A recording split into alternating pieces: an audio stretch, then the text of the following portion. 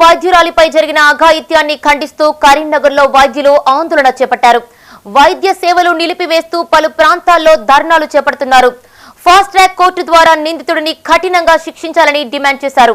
లేని ఎడల తీవ్రంగా ఉద్యమిస్తామని హెచ్చరించారు.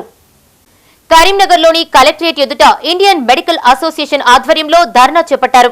వైద్యుల ఐక్యత వర్ధిల్లాలంటూ నినాదాలు చేశారు. ప్లకార్డులు ప్రదర్శిస్తూ నిరసన తెలియజేశారు.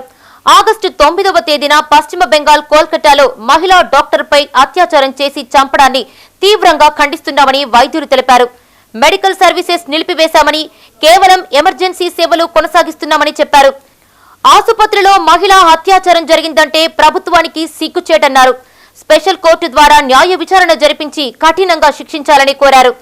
ప్రొటెక్టెడ్ ఏరియాలో ఉన్న మహిళకు జరిగిన అన్యాయమని, ఇంతటి దారుణానికి ఒడిగట్టిన నిందితులను కఠినంగా శిక్షించాలని కోరారు.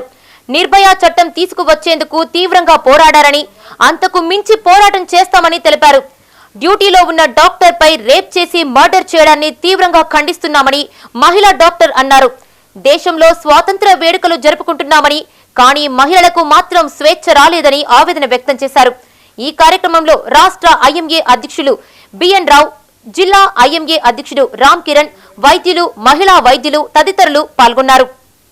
కోల్కతాలో ఆర్జికర్ వైద్య కళాశాలలో పీజీ వైద్య విద్యార్థినిపై జరిగిన అత్యాచారాన్ని జాతీయ ఐఎంఏ, దేశవ్యాప్తంగా డాక్టర్లందరూ, మిగతా వైద్య సిబ్బంది అందరం తీవ్రంగా ఖండిస్తున్నాం.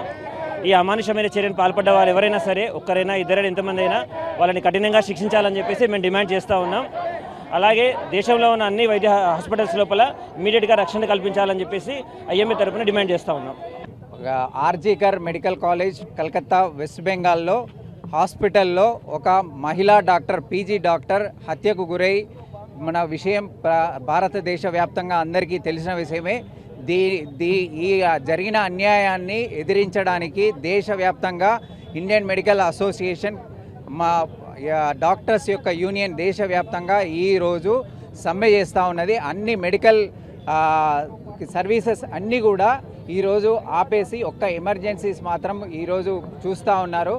ఈ సత్వరమైన న్యాయం జరగకపోతే మేము ఎమర్జెన్సీస్ కూడా నిలుపుదల చేయడానికి ఏమాత్రం వెనకాడబోము.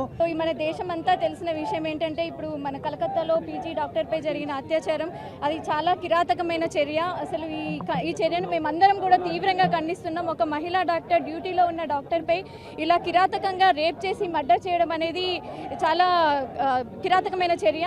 దీన్ని మేమందరం తీవ్రంగా ఖండిస్తున్నాం. ఇప్పుడు మన దేశానికి స్వాతంత్రం వచ్చింది. 75 సంవత్సరాల స్వాతంత్రాన్ని మనం అందరం సంబరాలు జరుపుకుంటున్నాం. నిజంగా ఆలోచిస్తే మన దేశంలో మహిళలకి ఇంకా స్వాతంత్రం అనేది రాలేదనిపిస్తుంది ఇవన్నీ చూస్తుంటే.